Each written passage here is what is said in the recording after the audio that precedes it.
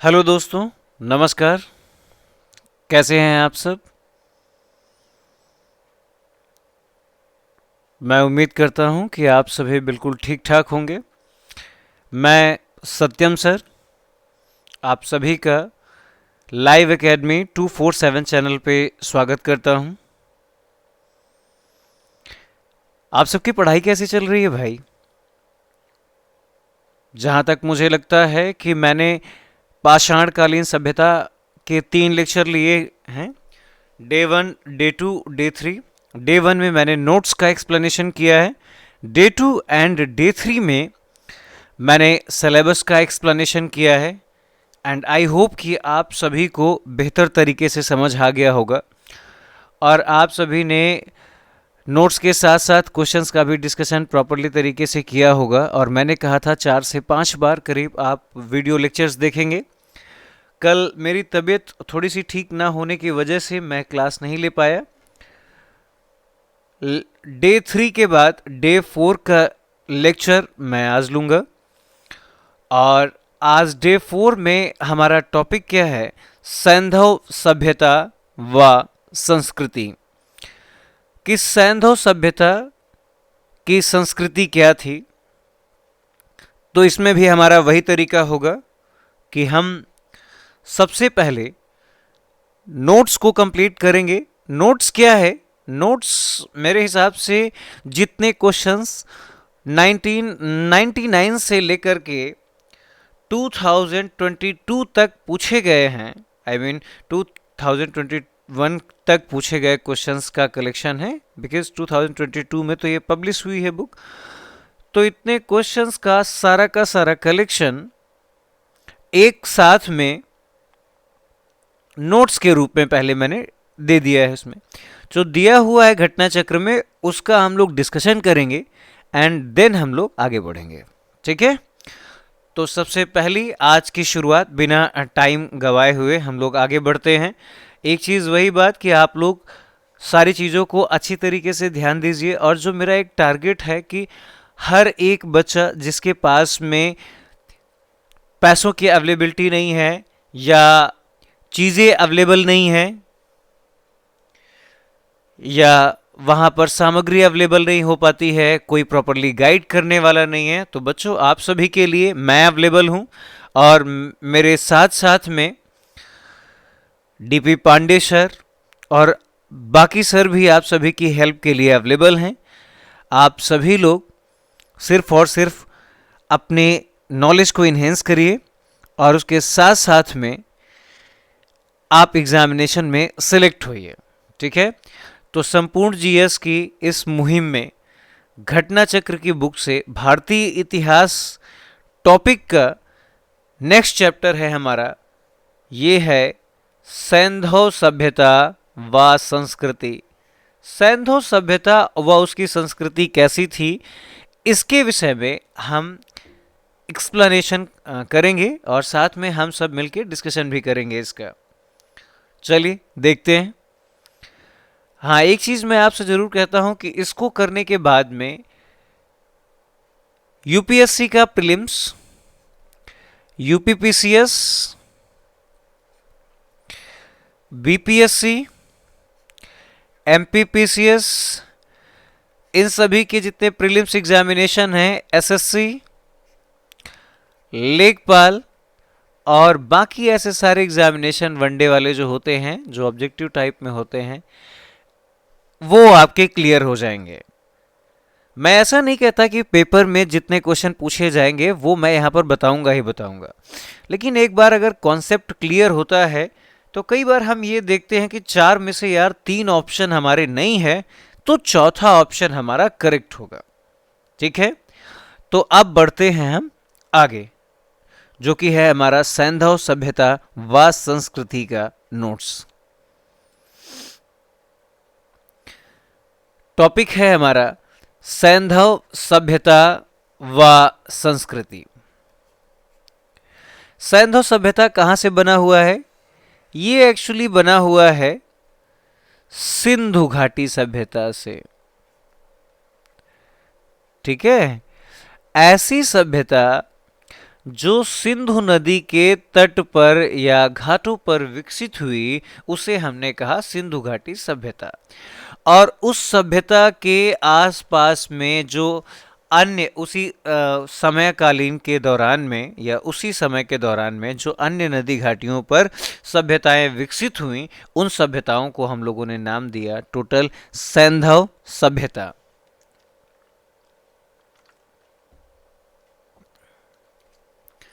चलिए अब हम इसका कंप्लीटली डिस्कशन करते हैं। नोट्स क्या कह रहा है, इसमें हर एक लाइन इंपॉर्टेंट है, ठीक है। मैं अंडरलाइन करता चलूंगा, लेकिन अंडरलाइन कुछ स्पेशल लाइन नहीं है, सारी की सारी लाइन इंपॉर्टेंट है और हर एक लाइन एक एक क्वेश्चन है, ये बात आप अपने दिमाग में बिठा के चलिए। पहली चीज, सैंधव सभ्यता के 3 नाम थे, कौन कौन से? पहला नाम है सिंधु सभ्यता, दूसरा नाम है सिंधु घाटी की सभ्यता, तीसरा नाम है हड़प्पा सभ्यता, ठीक है। तीसरा नाम है हड़प्पा सभ्यता। तो सैंधव सभ्यता के 3 नाम हैं, सिंधु सभ्यता, सिंधु घाटी की सभ्यता व हड़प्पा सभ्यता, ठीक है। अब उसके बाद में हड़प्पा सभ्यता की खोज कब हुई? तो हमने पहला टारगेट किया हड़प्पा सभ्यता को।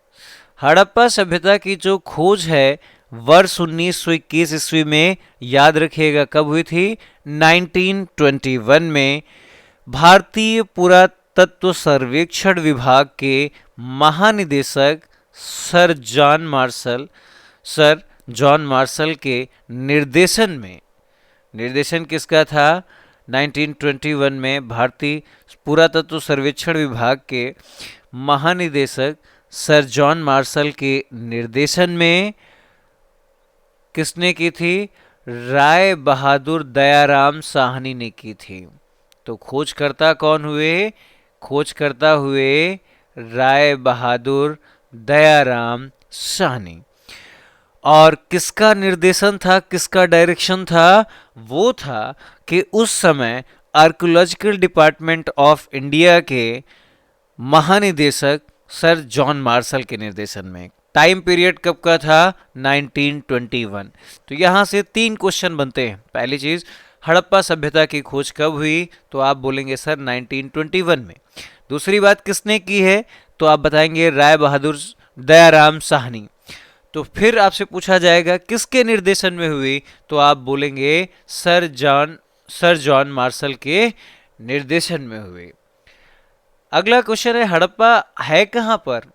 तो आप बताएंगे कि हड़प्पा जो है वो हमारा पाकिस्तान के पंजाब प्रांत के मांटगोमरी जिले में, वर्तमान शाहीवाल नाम है, में स्थित है, ठीक है। बिल्कुल क्लियर करते रहना है। हड़प्पा कहाँ स्थित है? जैसे पंजाब प्रांत हमारा यूपी में है, पंजाब एक स्टेट है, इंडिया में है, सॉरी, उसी तरीके से पाकिस्तान में भी हमारा एक पंजाब प्रांत है। वहाँ पर एक मांटगोमरी जिला है जिसको करंट में वर्तमान शाहीवाल के नाम से इसको जाना जाता है वर्तमान में। वहाँ पर ये हड़प्पा स्थित है। जबकि हमारा जो मोहनजोदड़ो है वो सिंध के लरकाना जिले में स्थित है। मोहनजोदड़ो सिंध के लरकाना जिले में स्थित है। हड़प्पा पाकिस्तान के पंजाब प्रांत के मांटगोमरी जिले में, जो कि वर्तमान में शाहीवाल के नाम से जाना जाता है, इसमें स्थित है, ठीक है।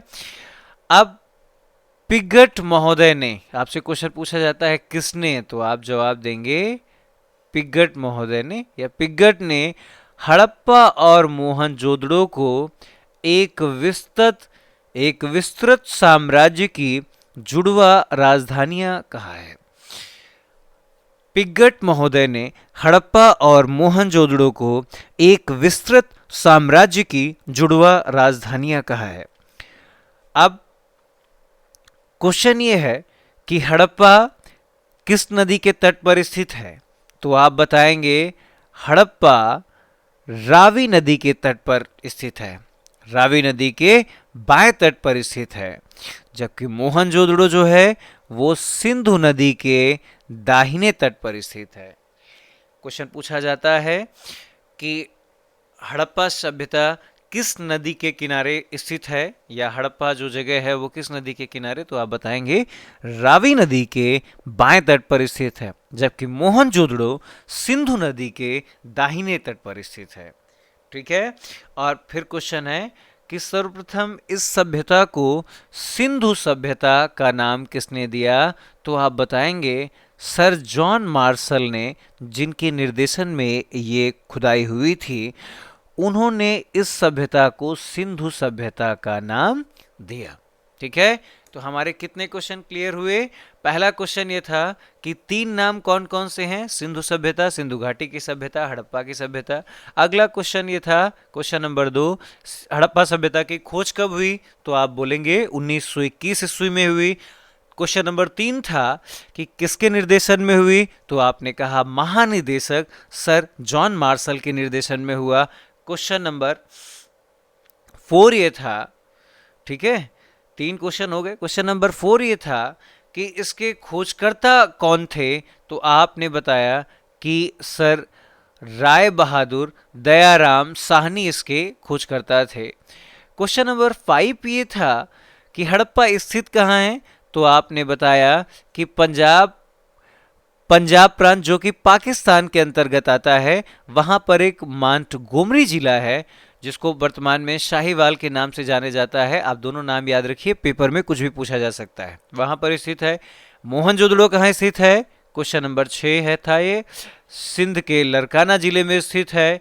क्वेश्चन नंबर 7 है, किसने हड़प्पा और मोहनजोदड़ो को एक विस्तृत साम्राज्य की जुड़वा राजधानियां कहा, तो आप बताएंगे पिग्गट ने।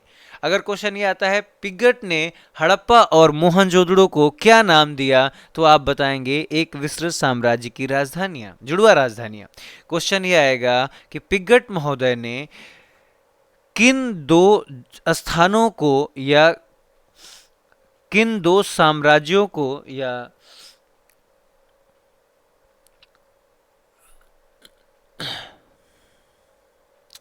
किन 2 सभ्यताओं को जुड़वा राजधानियों के नाम दिया, एक ही विस्तृत साम्राज्य की जुड़वा राजधानियां, तो आप बताएंगे कि हड़प्पा और मोहनजोदड़ो की सभ्यता को एक विस्तृत साम्राज्य की जुड़वा राजधानियां कहा।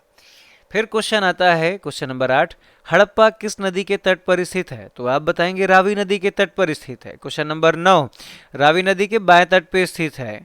तो ऐसे ध्यान रखना, रावी नदी आर से है तो इसका अपोजिट राइट का लेफ्ट होता है, तो ये लेफ्ट साइड में है, तो बाकी बचा हुआ किस में होगा।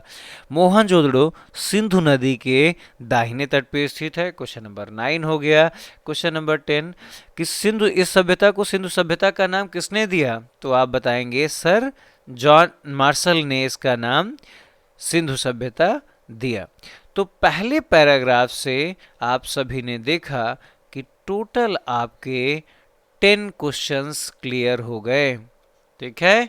अब इसमें कभी भी कहीं पर भी कोई कंफ्यूजन नहीं आना चाहिए।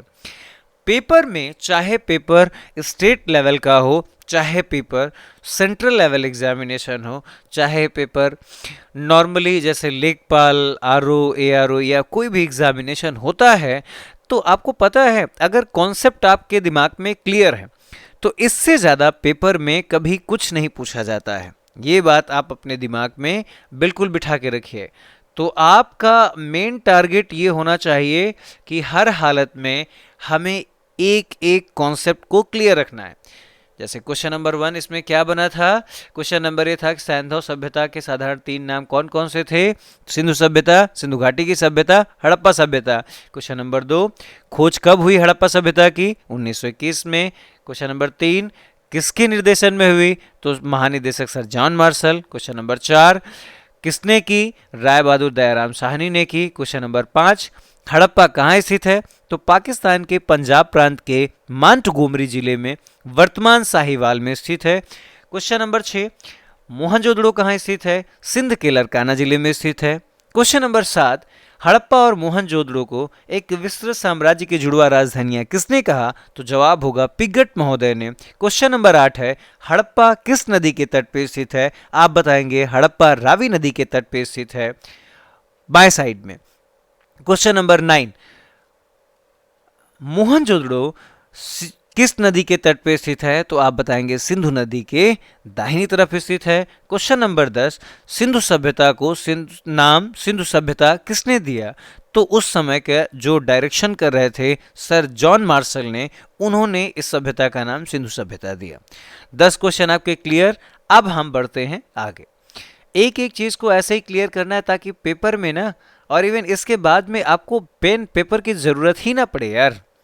अगर ऑब्जेक्टिव टाइप का क्वेश्चन होता है तो आपका कॉन्सेप्ट बिल्कुल दिमाग में सेट होना चाहिए, किसी भी टाइप की कोई कंफ्यूजन जैसी स्थिति नहीं होनी चाहिए वहां पर। ठीक है, अब हम चलते हैं आगे। अगला क्वेश्चन ये आता है कि आप हमें बताइए,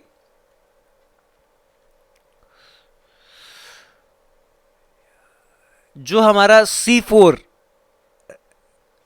रेडियो कार्बन 14 जिसे कार्बन डेटिंग कहते हैं, इसके जरिए से हड़प्पा सभ्यता की जो तिथि है वो 2300 बीसी से 1700 बीसी तक मानी गई है।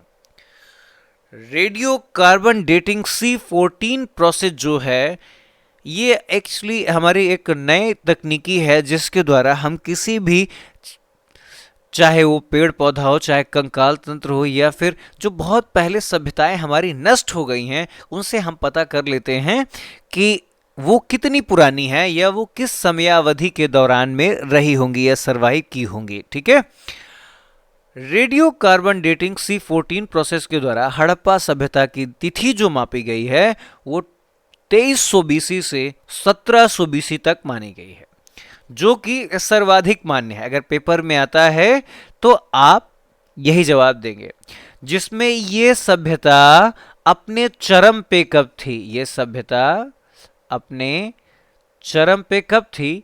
तो आप जवाब देंगे 2300 बीसी से 1900 बीसी के बीच में ये सभ्यता अपने चरम पे थी।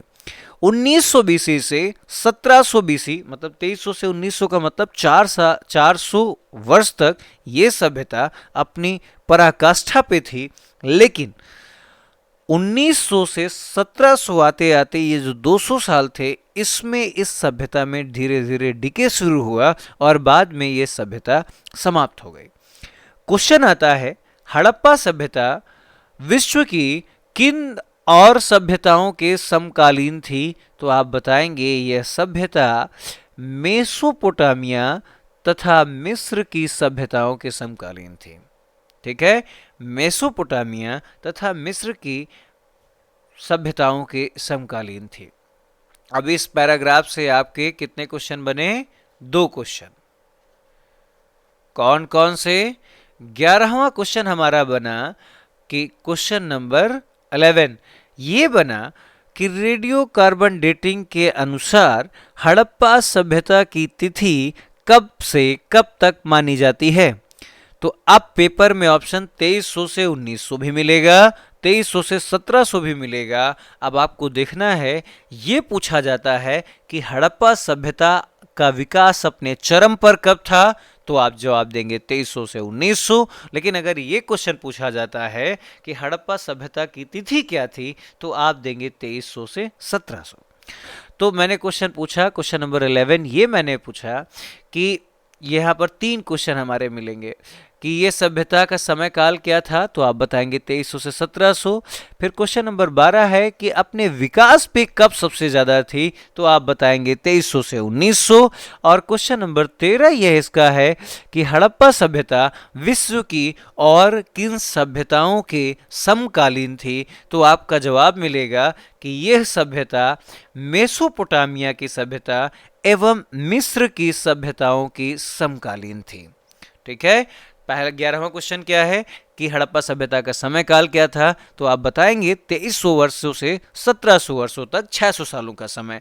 अब आप ये 2300 इस बीसी से 1700 बीसी तक। क्वेश्चन आएगा कि कब ये अपने चरम पे थी, तो 600 सालों में 200 साल घटा दो, 2300 इस बीसी से लेके 1900 बीसी तक के बीच वाला जो टाइम पीरियड था उसमें हड़प्पा सभ्यता अपने चरम पर थी।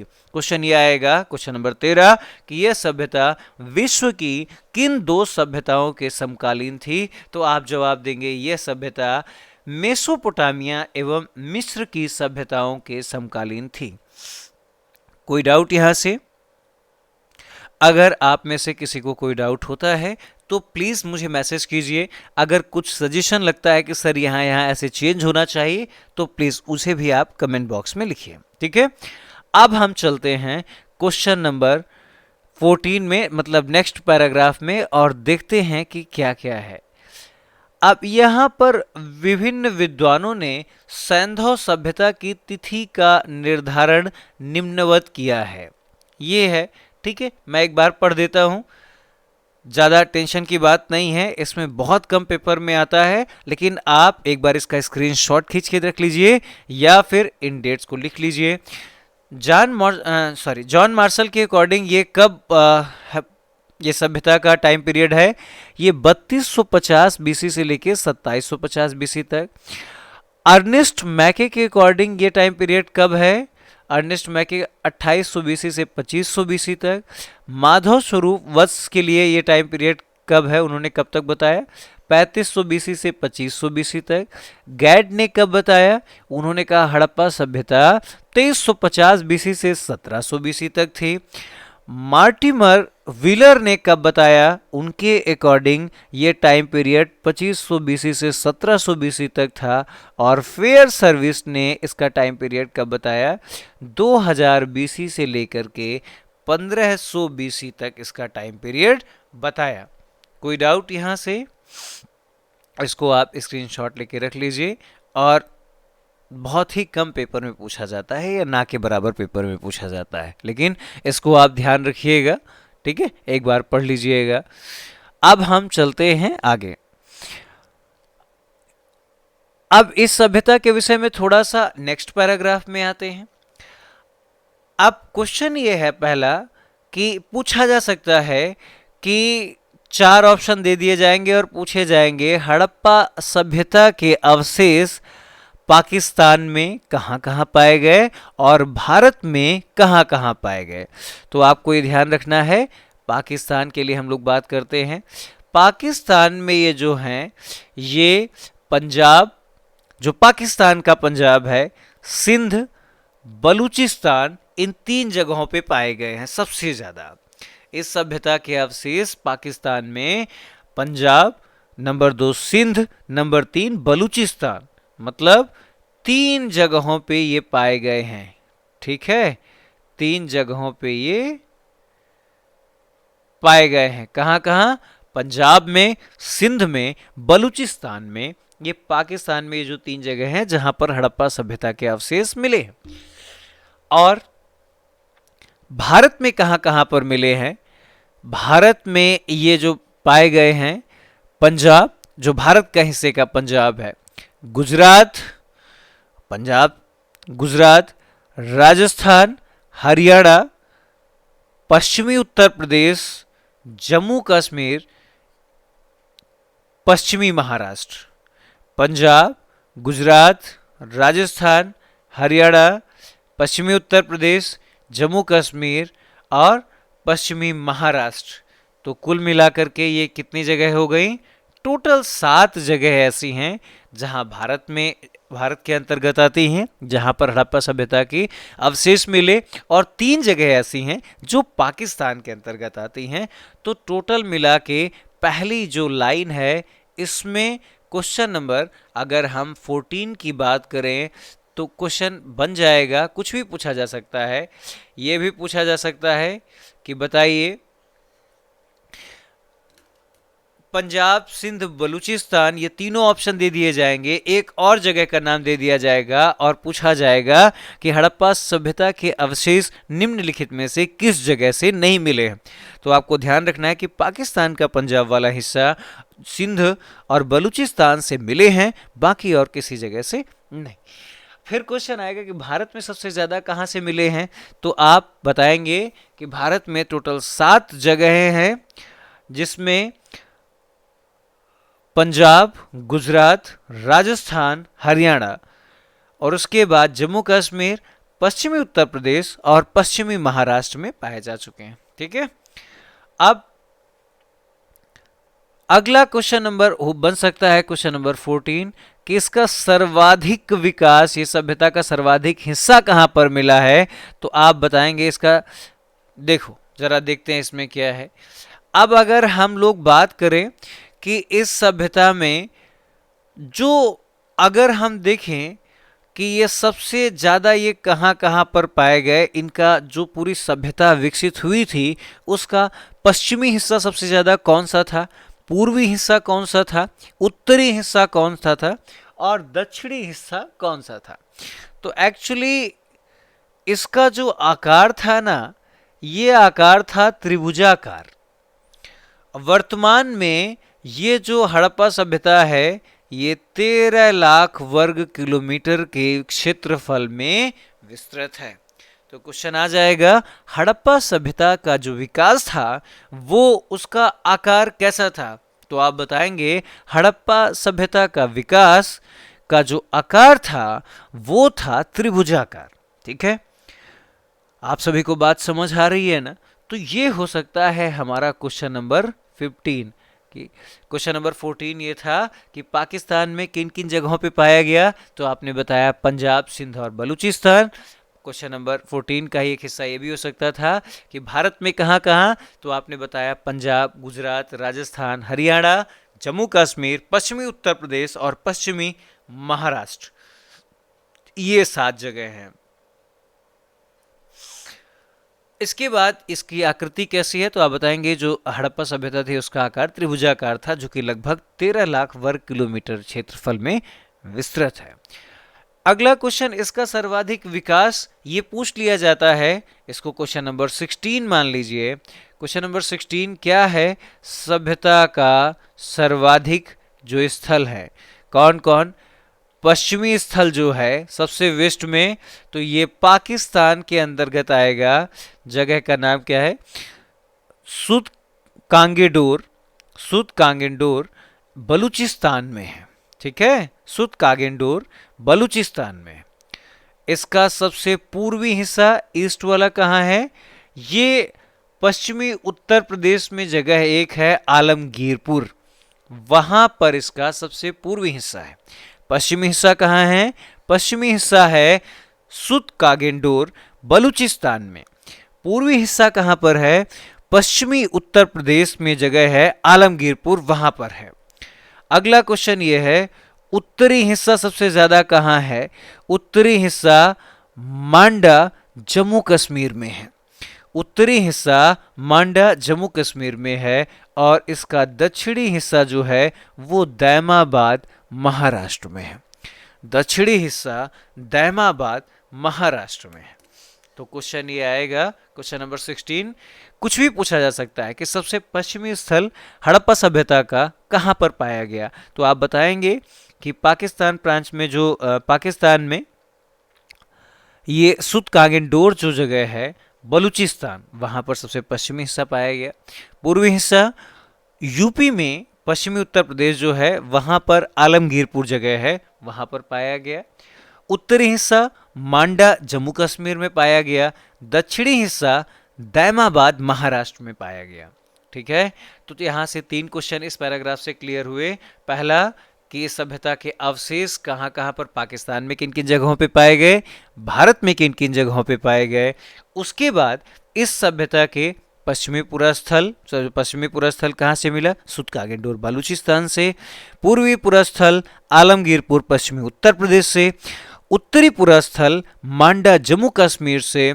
दक्षिणी पुरास्थल दैमाबाद महाराष्ट्र से पाया गया।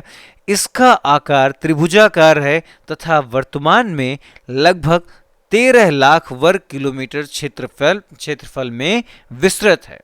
ठीक है, तो यहां से 3 क्वेश्चन आपके क्लियर हो गए कि भारत और पाकिस्तान में कहां कहां, इसका ईस्ट, वेस्ट नॉर्थ और साउथ का सबसे जो पाया गया हिस्सा है वो कहाँ कहाँ पर है, इसकी आकार कैसा है, इसका इसका क्षेत्रफल क्या है। ठीक है, अब हम लोग नेक्स्ट टॉपिक में आते हैं कि प्राप्त साक्ष्यों से ज्ञात होता है कि मोहनजोदड़ो की जनसंख्या, प्राप्त साक्ष्यों से ज्ञात होता है कि मोहनजोदड़ो की जनसंख्या एक मिश्रित प्रजाति की थी। ठीक है, मोहनजोदड़ो की जनसंख्या एक मिश्रित प्रजाति की थी। और ये कितनी मिश्रित प्रजातियां कितने प्रकार की थी, तो ये 4 प्रकार की थी। नंबर पहला, प्रोटो ऑस्ट्रेलाइट, जिसे काकेशियन कहा जाता है। प्रोटो ऑस्ट्रेलाइट जिसे काकेशियन कहा जाता है। दूसरा भूमध्य सागरी, तीसरा अल्पाइन और चौथा मंगोलाइट। ध्यान रखना है कि मोहनजोदड़ो की जनसंख्या एक मिश्रित जनसंख्या थी, मिश्रित प्रजाति की थी, जिसमें कम से कम 4 प्रकार की प्रजातियां थी। नंबर 1 प्रोटो ऑस्ट्रेलाइट, नंबर 2 प्रोटो ऑस्ट्रेलाइट को काकेशियन भी बोला जाता है, नंबर 2 भूमध्य सागरी, नंबर 3 अल्पाइन और नंबर 4 मंगोलाइट। ठीक है, ये 4 प्रकार की जातियों मिश्रित पाई गई, ऑस्ट्रेलाइट, मंगोलाइट, भूमध्य सागरी, अल्पाइन। फिर से याद करने का तरीका, प्रोटो ऑस्ट्रेलाइट, मंगोलाइट, भूमध्य सागरी, अल्पाइन। फिर से एक बार रिपीट कीजिए हमारे साथ। नंबर 1 प्रोटो ऑस्ट्रेलाइट, मंगोलाइट, भूमध्य सागरी, अल्पाइन। और अगला क्वेश्चन जो सबसे ज्यादा बनता है यहाँ पर कि मोहनजोदड़ो के निवासी अधिकांशतः भूमध्य सागरीय थे। तो यहाँ से क्वेश्चन नंबर 16 बन सकता है कि मोहनजोदड़ो की जनसंख्या की प्रजाति कैसी टाइप की थी, तो मिश्रित प्रजाति की। क्वेश्चन नंबर 17 कितने प्रकार की जातियां इसमें मिश्रित थी, तो 4 प्रकार की जातियां मिश्रित थी, जिनके नाम प्रोटो ऑस्ट्रेलाइट, मंगोलाइट, भूमध्य सागरी, अल्पाइन।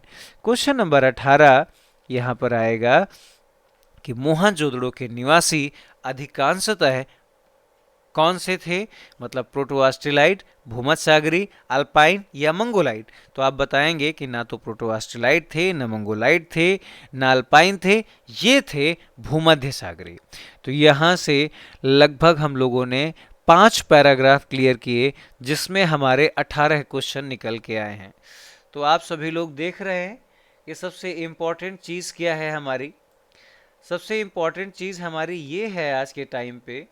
ठीक है, आप लोग अभी यहाँ पर महसूस कर रहे होंगे कि हर एक क्वेश्चन में जितने भी यहाँ पर पूछे जा रहे हैं, हमें एक एक पैराग्राफ से 3-3, 4-4 क्वेश्चन अभी मिल रहे हैं। सो सबसे ज़्यादा ज़रूरी चीज़ ये है आज के टाइम पे आप सभी के लिए कि इसका रिवीजन जितनी ज़्यादा बार कर पाएं उतना ही करें। 5 बार, 6 बार, 7 बार, 8 बार, 10 बार, जस्ट डू इट यार, it will change your life. एक चीज हमेशा ध्यान रखना, मेरे सर हैं वो हमेशा बोलते हैं study will make you the perfect man. अगर आप जिंदगी में आगे बढ़ना चाहते हैं तो जितनी ज्यादा से ज्यादा हो स्टडी करिए। अब स्टडी में ये नहीं है कि कोई से भी बुक उठा लो, स्टडी वर्थफुल स्टडी करिए आप। वर्थलेस स्टडी से कोई मतलब नहीं होता है। वर्थलेस स्टडी तो वो भी होती है कि आज के टाइम पे हम यूट्यूब में जाते हैं, जो शॉर्ट वीडियोस होते हैं उनको देखना शुरू करते हैं, उसमें बहुत कुछ लिखा होता है, अजीबोगरीब टाइप की चीज़ें, और हम लोग पढ़ते रहते हैं। वो वर्थलेस स्टडी हो गई, उससे कोई मतलब नहीं।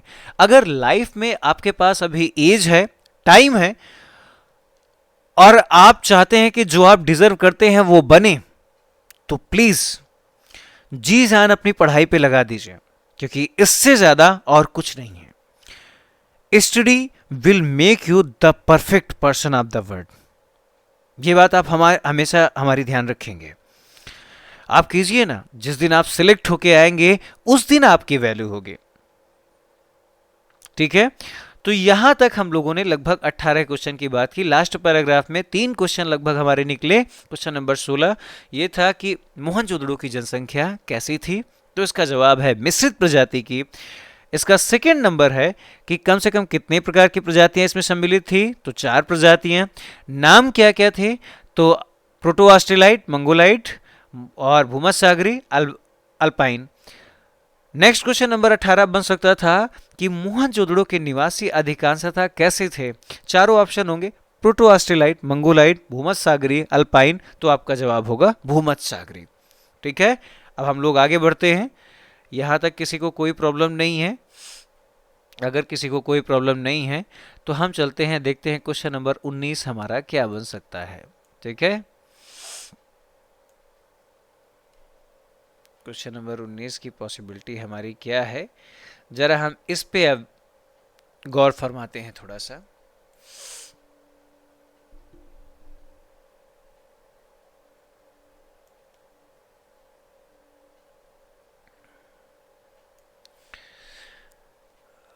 अब अगला टॉपिक हमारा ये है,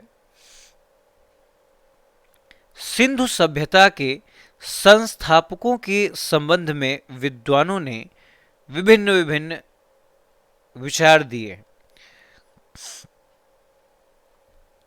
क्वेश्चन ये था कि आखिरकार इस सिंधु सभ्यता का निर्माण किया तो किया किसने। ठीक है, अब इसमें जो हमारे यहां विद्वान थे, डॉक्टर लक्ष्मण स्वरूप साहब, इनका कहना था कि सिंधु सभ्यता के जो लोग थे वो आर्य थे। मतलब जो सिंधु सभ्यता के निर्माता थे वो आर्य थे।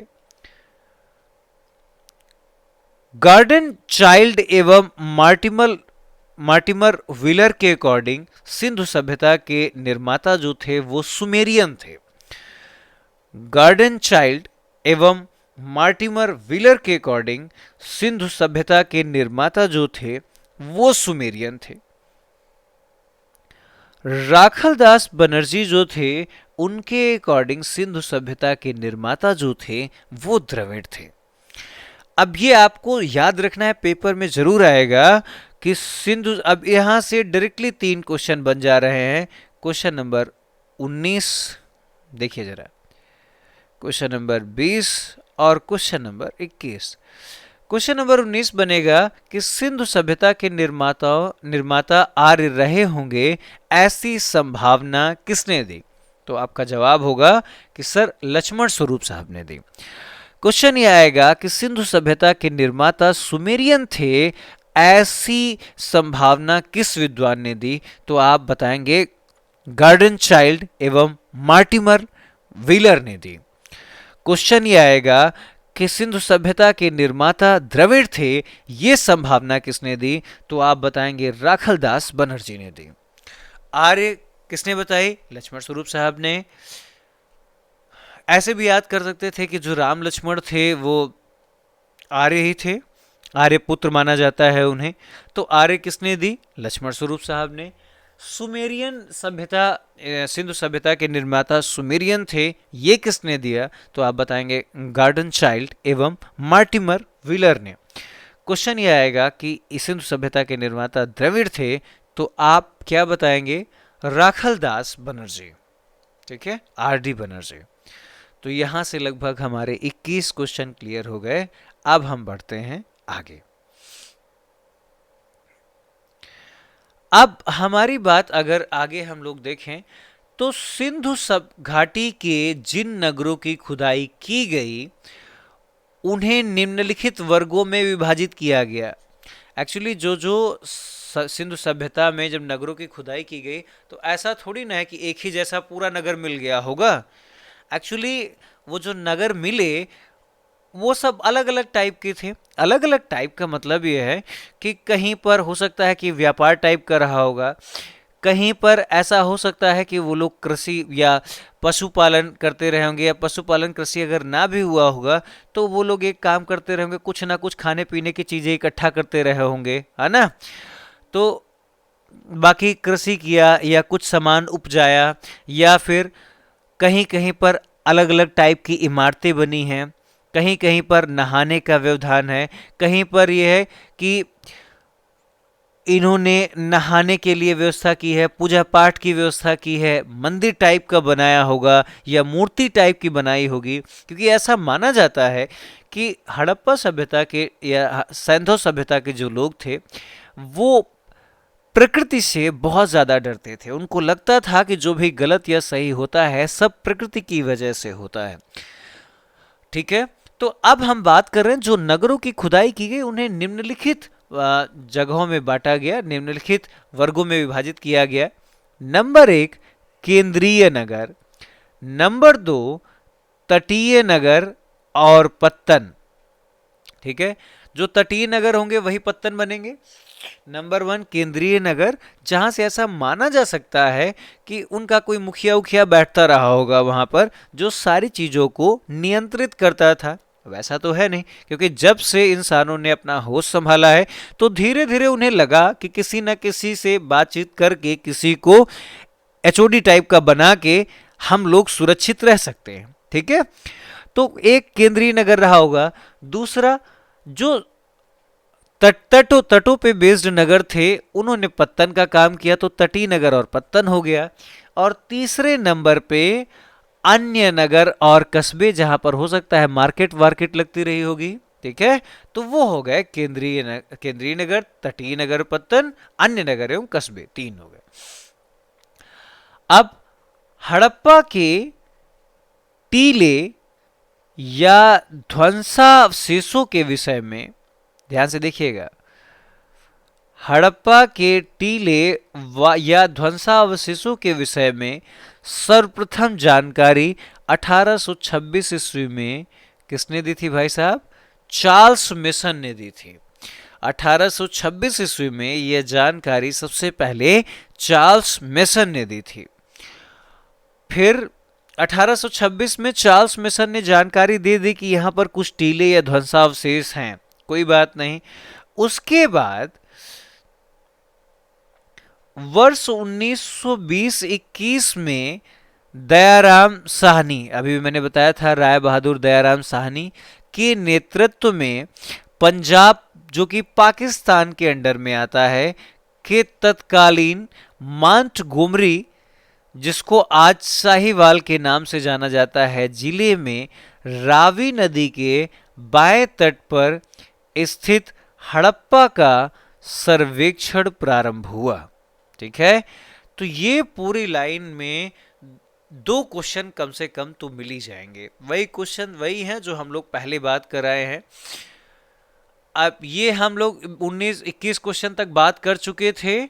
अब हम लोग अगर पहला क्वेश्चन बात करेंगे कि कितने वर्गों में विभाजित किया गया, उनके नाम क्या क्या थे, तो ये जरूर क्वेश्चन नंबर 22 होगा हमारा।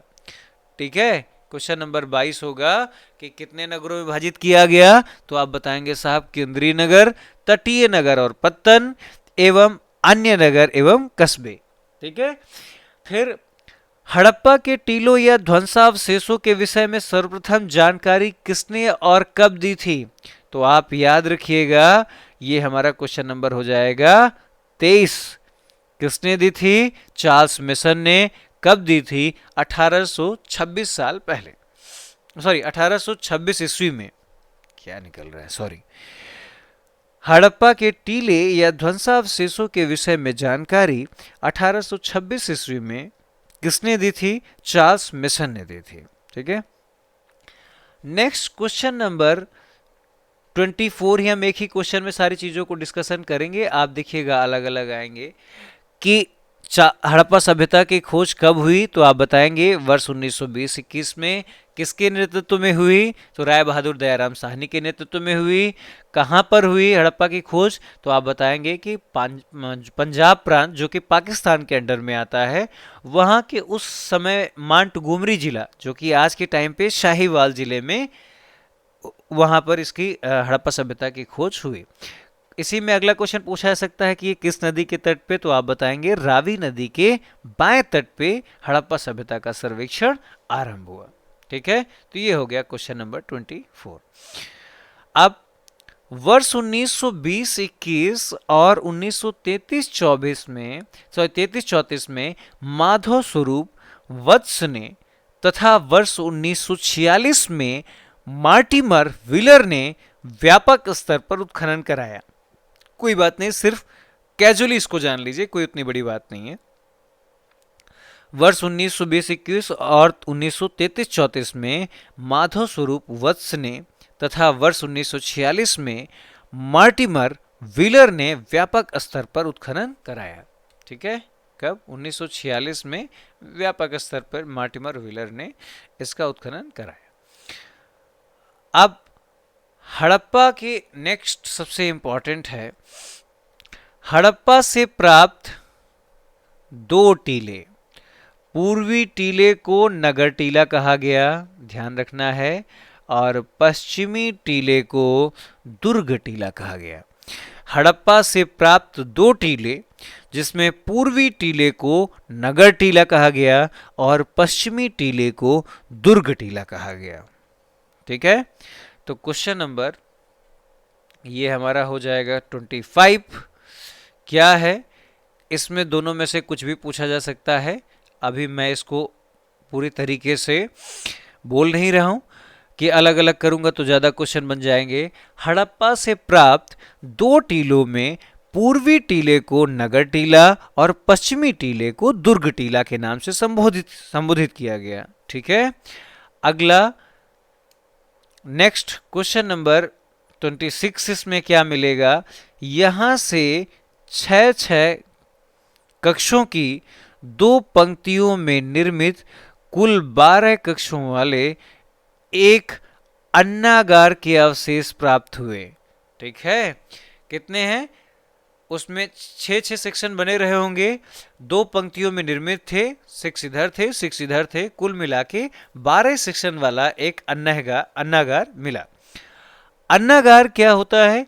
जहां पर आज के टाइम पे जैसे कह सकते हो जो स्टोरेज होता है एक टाइप का, तो वहां पर भी वैसे ही कुछ होता रहा होगा कि जहां पर अन्न का या जो हमारा अनाज होता था, जो उपजाया जाता था, उसका जो कलेक्शन होता था वो हम लोग अन्नागार में रखते थे उस टाइम पे, जो भी वहां के तत्कालीन लोग थे। ठीक है, और अन्नागार के जो अवशेष मिले वो हड़प्पा से ही मिले हैं। तो ये आपका हो जाएगा क्वेश्चन नंबर 26 कि सबसे पहले अन्नागार के अवशेष कहाँ मिले, तो आप बताएंगे हड़प्पा में मिले। हड़प्पा में क्या खास बात थी? अन्नागार के अवशेष मिले। अन्नागार के अलावा इसका एक नाम और भी होता है जो कई बार पेपर में आता है, वो अन्नागार ना लिख के इसको धान्यागार लिख देते हैं। मतलब जहां पर हमारा अनाज रखा जाता था, हम उसकी बात कर रहे हैं।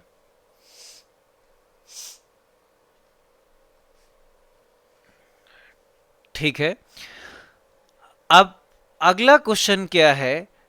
क्वेश्चन नंबर 27 क्या बन सकता है? हड़प्पा के सामान्य आवास क्षेत्र में दक्षिण में, सामान्य आवास क्षेत्र के दक्षिण में एक ऐसा कब्रिस्तान है स्थित है जिसे समाधि R37 का नाम दिया गया। क्वेश्चन नंबर 27 ये हो सकता है, क्या है कि हड़प्पा सभ्यता के आवास क्षेत्र के दक्षिण में एक ऐसा कब्रिस्तान स्थित है जिसे समाधि R37 नाम दिया गया। ठीक है, जिसे समाधि R37 नाम दिया गया। अगला क्या है? अगला है नगर की रक्षा के लिए पश्चिम की ओर स्थित दुर्ग टीले को व्हीलर ने माउंट एबी की संज्ञा दी। क्वेश्चन पूछा जा सकता है कि नगर की रक्षा के लिए जो पश्चिम की तरफ स्थित दुर्ग का टीलर था उसका नाम क्या पड़ा? तो आप बताएंगे माउंट एबी। किसने रखा? तो आप जवाब देंगे ये व्हीलर ने रखा। किसने रखा? ये व्हीलर ने रखा। इसके अतिरिक्त यहां से प्राप्त कुछ अन्य महत्वपूर्ण अवशेषों में एक बर्तन पे, इसको ध्यान रखना, एक बर्तन पर बना मछुआरे का चित्र, शंख का बना बैल, स्त्री के गर्भ से निकला हुआ पौधा, जिसे उर्वरता की देवी माना जा गया था या माना गया है, पीतल का एक बना इक्का, ईंटों के वृत्ताकार चबूतरे, गेहूं तथा जौ के दानों के अवशेष प्रमुख हैं। ठीक है, तो आप मान सकते हो कि यहाँ पर जब हमारा ये पैराग्राफ स्टार्ट हुआ तो हड़प्पा से प्राप्त दो टीले, उनका नाम क्या है? पूर्वी टीले को नगर टीला, पश्चिमी टीले को दुर्ग टीला नाम संबोधित किया गया। क्वेश्चन नंबर 25 मैंने माना। फिर हड़प्पा सभ्यता में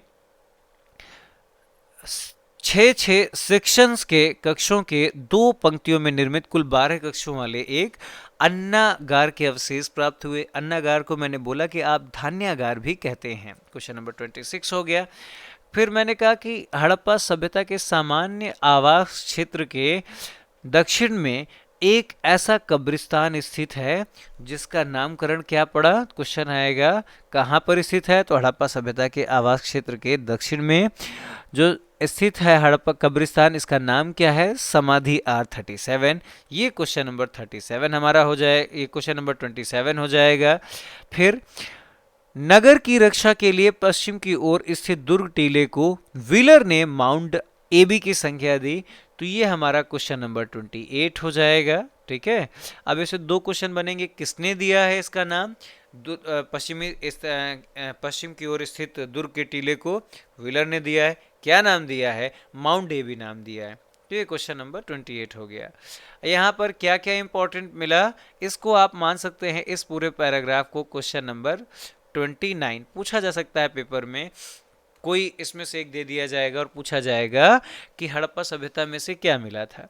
तो आपको याद रखना है, बर्तन पे बना मछुआरे का चित्र, बर्तन पर बना मछुआरे का चित्र, शंख का बना बैल, स्त्री के गर्भ से निकला हुआ पौधा जिसे उर्वरता की देवी माना गया है, पीतल का बना इक्का, ईंटों के वृत्ताकार चबूतरे, गेहूं तथा जौ के दानों के अवशेष प्रमुख हैं। ठीक है, क्वेश्चन नंबर 29 यहां से क्लियर हो गया। ठीक है, अब हम लोग बढ़ते हैं आगे।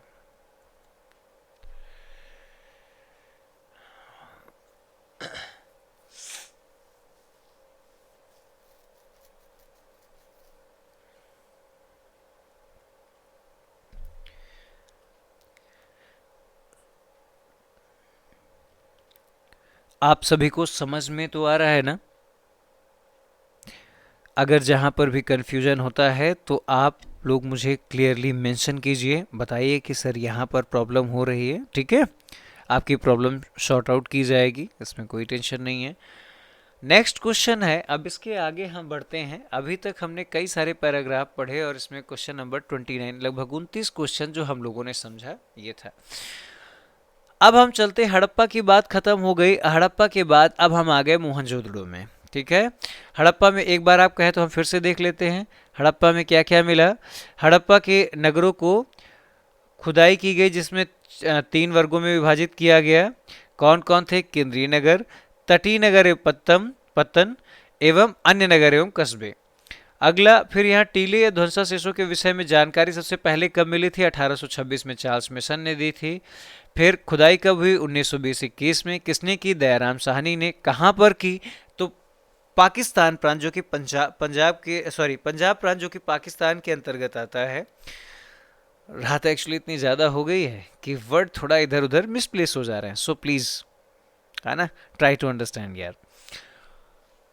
कि दयाराम साहनी के नेतृत्व में पंजाब प्रांत जो कि पाकिस्तान के अंतर्गत आता है, जो कि करंट में उसका जो तत्कालीन जगह थी वो मांट गोमरी थी और करंट में उसका नाम शाहीवाल है, जिले में रावी नदी के बाएं तट पर स्थित हड़प्पा सभ्यता का सर्वेक्षण प्रारंभ हुआ।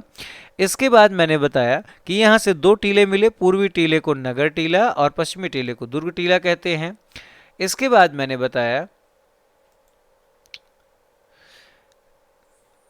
कि यहाँ से 6 चैम्बर वाले 2 पंक्तियों में निर्मित कुल 12 चैम्बर वाला एक धन्यागार मिला या अन्नागार मिला। अगली बात मैंने बताई कि आवास क्षेत्र के दक्षिण में एक ऐसा कब्रिस्तान था जिसे समाधि R37 का नाम दिया गया। जो दुर्ग था उसे व्हीलर ने माउंट आबू की संज्ञा दी थी। इसके अलावा बर्तन पर बना मछुआरे का चित्र, संग का बना बैल, स्त्री के गर्भ से निकला हुआ पौधा जिसे उर्वरता की देवी माना गया है, पीतल का बना इक्का, ईंटों के वृत्ताकार चबूतरे, गेहूं तथा जौ के दानों के अवशेष प्रमुख हैं। ठीक है, नेक्स्ट अब हम बढ़ते हैं आगे। सिंधी भाषा में मोहनजोदड़ो का शाब्दिक अर्थ मृतकों का टीला है। ठीक है, मोहनजोदड़ो का अर्थ क्या होता है? मृतकों का टीला। दूसरी बात, ये कहाँ पाया गया, कहाँ पर ये जगह पाई गई? सिंध प्रांत के लरकाना जिले में सिंधु नदी के दाहिनी तट पर स्थित मोहनजोदड़ो की खोज सर्वप्रथम राखलदास बनर्जी ने वर्ष 1922 में किया। ठीक है, पहली बात मैंने क्या पढ़ी कि मोहनजोदड़ो का अर्थ क्या है, तो ये निकला मृतकों का टीला। दूसरी बात मैंने क्या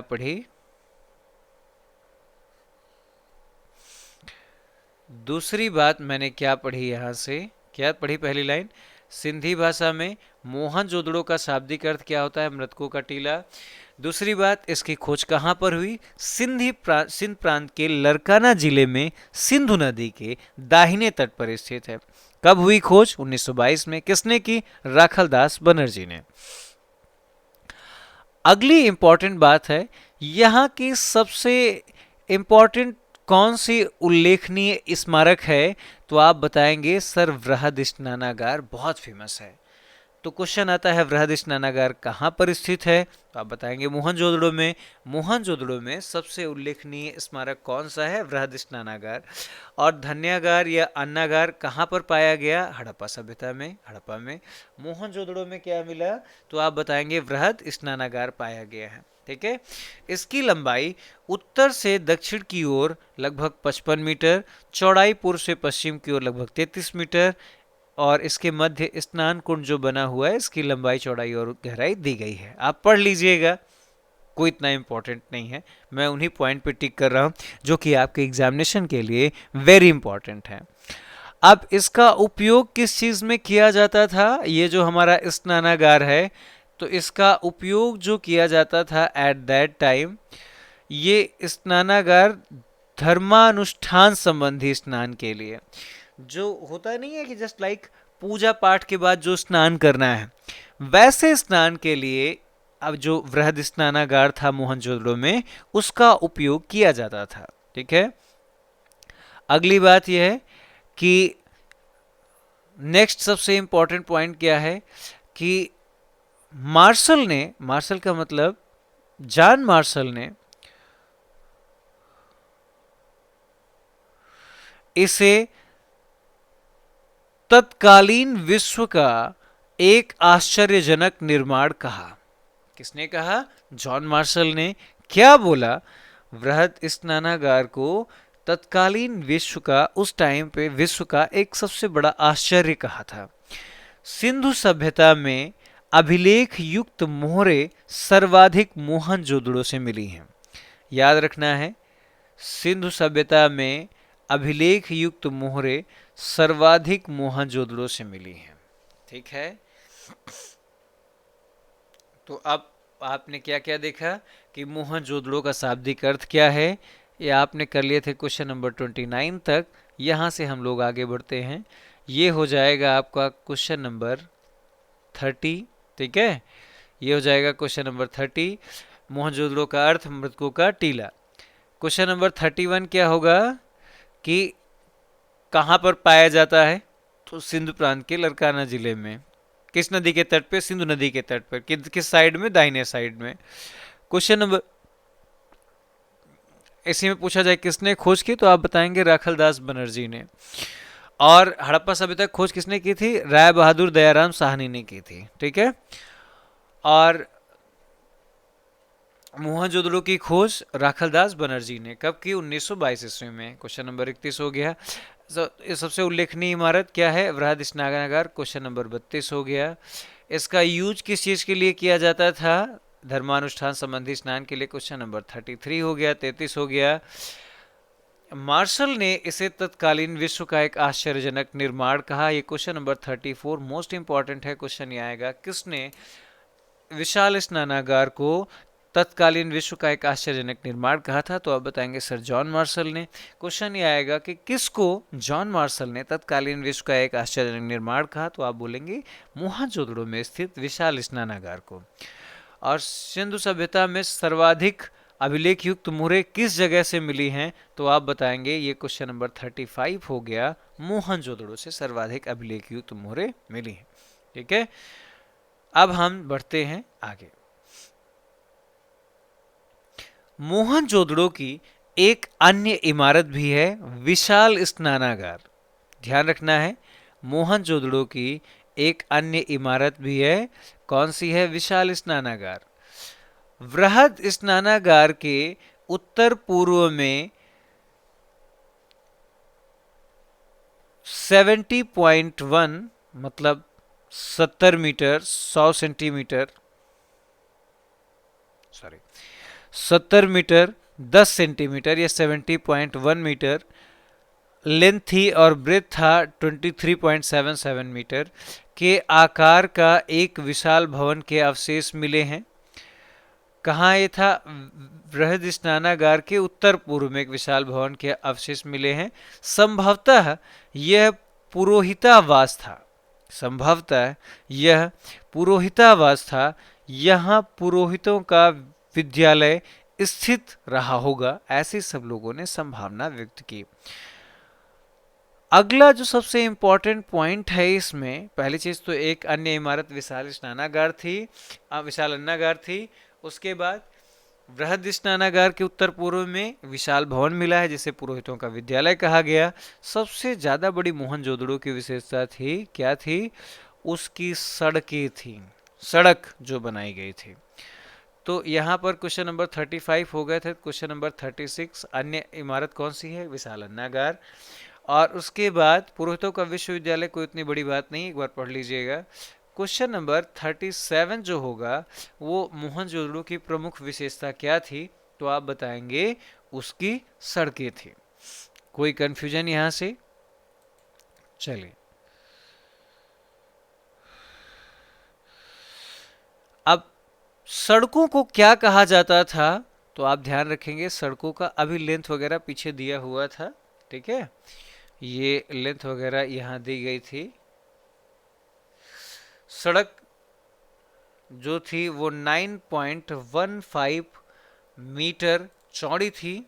ठीक है, जिसे राजपथ कहा जाता था। सबसे इंपॉर्टेंट क्वेश्चन है जो आपके पेपर में बार बार पूछा जाता था कि हड़प्पा सभ्यता में खोजी गई, सिंधु सभ्यता में खोजी गई सड़कों की विशेषता क्या थी? तो एक दूसरे को समकोण पे काटती थी। एक दूसरे को वो समकोण पे काटती थी। ये बात आपको ध्यान रखना है। हड़प्पा सभ्यता की प्रमुख विशेषता क्या थी सड़कों की? कि ये एक दूसरे को समकोण पे काटती थी। अभी मैंने आपको बताया कि इसकी प्रमुख विशेषता क्या थी, तो आपने बताया क्वेश्चन नंबर 37 में वहाँ की सड़कें थी। तो अब आप कहेंगे क्वेश्चन नंबर 38 में कि ये एक दूसरे को कहाँ पर काटती हुई प्रतीत होती थी या कैसी थी? तो क्वेश्चन नंबर 38 में समकोण पर काटती हुई प्रतीत होती थी। नगर को वर्गाकार एवं चतुर्भुजाकार खंडों में विभाजित करती थी। ठीक है, अब इसके बाद यह आएगा, सड़कों के एक दूसरे को समकोण पर काटने को ऑक्सफोर्ड सर्कस नाम दिया गया। याद रखिएगा, क्वेश्चन नंबर 39, जो मोहनजोदड़ो में सड़कें थी वो एक दूसरे को जो कट करती थी समकोण पे, उसे क्या नाम दिया गया? तो आप जवाब देंगे ऑक्सफोर्ड सर्कस। मोहनजोदड़ो के पश्चिमी भाग में स्थित जो दुर्ग टीला था उसे स्तूप टीला भी कहा जाता है। क्यों स्तूप टीला कहा जाता है? उसके पीछे रीजन है, क्योंकि यहाँ पर कुषाण शासकों ने एक स्तूप का निर्माण करवाया था। यहाँ पर कुषाण शासकों ने एक स्तूप का निर्माण करवाया था, इसलिए मोहनजोदड़ो के पश्चिमी भाग को दुर्ग जो टीला था उसे स्तूप टीला भी कहा जाता है। क्वेश्चन नंबर 40, मोहनजोदड़ो से प्राप्त अन्य अवशेषों में मोहनजोदड़ो से प्राप्त अन्य अवशेषों में कांसे की बनी हुई नृत्यरत नारी की मूर्ति, पुजारी योगी की मूर्ति, मुद्रा पर अंकित पशुपतिनाथ शिव की मूर्ति, कुंभकारों के 6 भट्टे, सूती कपड़ा, हाथी का कपालखंड, गले हुए तांबे के ढेर, सीपी की बनी हुई पटरी, अंतिम स्तर पर बिखरे हुए कुएं से प्राप्त नरकंकाल, घोड़े के दांत, गीली मिट्टी पर कपड़े के साक्ष्य मिले हैं। इससे आप क्वेश्चन नंबर 41 मान लो कि इसमें से कुछ भी आ सकता है, और ये जो इंपॉर्टेंट चीजें मिली आपको ध्यान रखना है। क्या ध्यान रखना है कि पहली चीज तो कि जो सड़कें थी वो एक दूसरे को समकोण पे जो काटती थी मोहनजोदड़ो में, उसका नाम रखा गया ऑक्सफोर्ड सर्कस।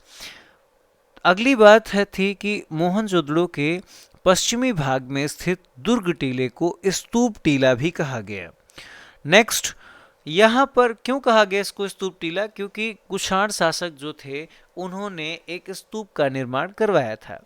क्वेश्चन नंबर 41 जो कि मोहनजोदड़ो की लास्ट बात है कि यहाँ पर प्राप्त अन्य अवशेषों से कांसे की बनी नृत्यरत नारी की मूर्ति, पुजारी योगी की मूर्ति, मुद्रा पर अंकित पशुपतिनाथ कहने का मतलब शिव जी की मूर्ति, कुंभकारों के 6 भट्टे, सूती कपड़ा, हाथी का कपालखंड, गले हुए तांबे के ढेर, सीपी की बनी हुई पटरी, अंतिम स्तर पर बिखरे हुए एवं कुएं से प्राप्त नरकंकाल, घोड़े के दांत एवं गीली मिट्टी पर कपड़े के साक्ष्य मिले हैं। ठीक है दोस्तों, तो ये आज हम लोगों ने बात दो सबसे बड़ी बड़ी चीजों की हमने की, जिसे उस साम्राज्य की जुड़वा राजधानियां कहा जाता था, एक विस्तृत साम्राज्य की जुड़वा राजधानियां। पिगट साहब ने जो बोला था, तो हमने हड़प्पा और मोहनजोदड़ो की बात को कंप्लीट एक्सप्लेनेशन के साथ किया। ठीक है, जरा इसको थोड़ा सा एक्सप्लेन किया जाए तो और मजा आएगा। ठीक है,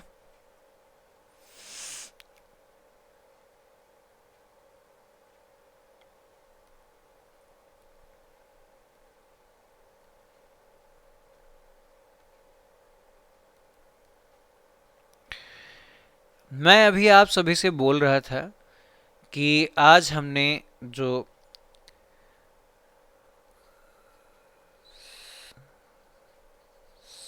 सैंधव सभ्यता का टॉपिक शुरू किया, यहाँ पर स्पेशली मेरा टारगेट सिर्फ 2 चीज़ें थी।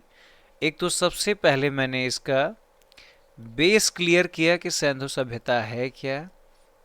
फिर उसके बाद जो हमारा मेन टारगेट था, हमने 2 ली यहाँ पर। एक हड़प्पा सभ्यता को मैंने उठाया, ठीक है, और दूसरा हमने उठाया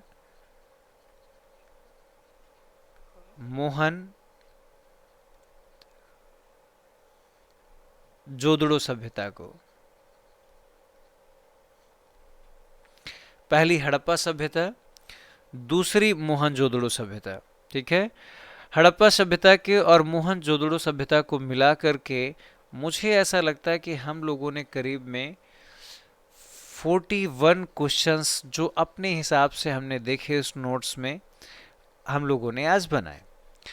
इन क्वेश्चंस का मैं यही बोलूँगा कि जितना पॉसिबल है, एज मच एज पॉसिबल, जितना पॉसिबल है, प्लीज रिवाइज इट टिल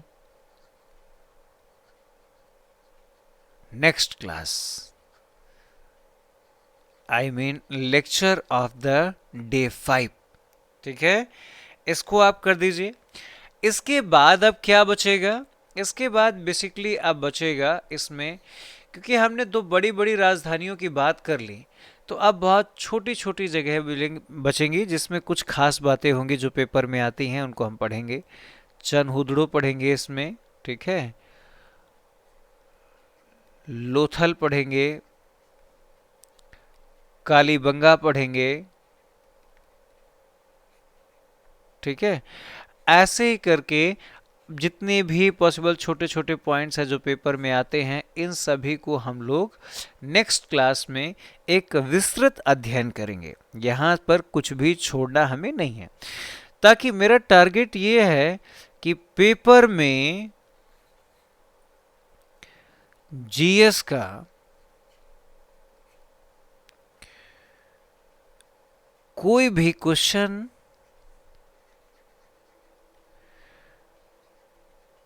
छोड़ना नहीं है।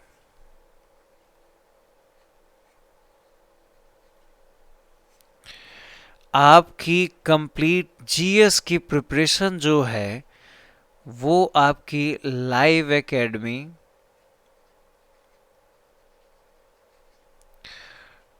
247 चैनल से हो जाएगी, ठीक है। ये मेरी आप सभी के साथ में प्रॉमिस है। उसके बाद आप जितना, मैंने एक लाइन यहाँ पर अभी लिखी ना कि आप अगर कुछ भी करना चाहते हैं तो सबसे पहले रिवाइज इट। कितना? लगभग 4 to 5 टाइम्स टिल टुमारो। इसी टाइम पे हमारा नेक्स्ट लेक्चर रिकॉर्ड होगा और आप सभी के लिए अवेलेबल होगा। लेकिन तब तक के लिए आप लोगों को ना बेहतरीन तरीके से इसे प्रिपेयर करके रखना है। इसमें कोई सा भी ऑप्शन आप सभी को लीव नहीं करना है, ध्यान रखिए। और फिर वही बात, अगर आप में से किसी को कोई प्रॉब्लम होती है तो मेरा कॉन्टैक्ट नंबर आप सभी के पास सही है, इसके पास नहीं है, नोट डाउन प्लीज़, 70533396 और आप सभी लोग प्लीज़, हमारी एक जो मुहिम है, मुहिम क्या है कि मुझे देश का हर एक बच्चा जो प्रिपरेशन करना चाहता है लेकिन कभी एक ट्रू गाइडेंस, कभी टीचर की लैंग्वेज समझ नहीं आ रही है, कभी मज़ा नहीं आ रहा है पढ़ने में, या कभी पैसे नहीं अवेलेबल हैं, या कभी कोई एक सही गाइड नहीं कर रहा है, तो ये प्रॉब्लम समाप्त होनी चाहिए। और आप अपने आसपास के लोगों में जो भी प्रिपरेशन कर रहे हैं प्लीज़ उनको शेयर कीजिए, ताकि जितने ज़्यादा से ज़्यादा लोग बेनिफिट हो पाएँ उतना ही हमारे लिए अच्छा है। तो आई होप आप सभी को समझ आया होगा, यहाँ पर आप में से किसी को कोई कन्फ्यूजन नहीं होगी। So thank you a lot for watching the video, और आप अपने कमेंट्स ज़रूर दीजिए इसमें, ठीक है। बताइए कि कैसा लगा, कहीं पर कोई प्रॉब्लम तो नहीं है, या इसमें और कितना सुधार किया जा सकता है। मैं सत्यम सर, मेरी तरफ से आप सभी को बहुत बहुत नमस्कार।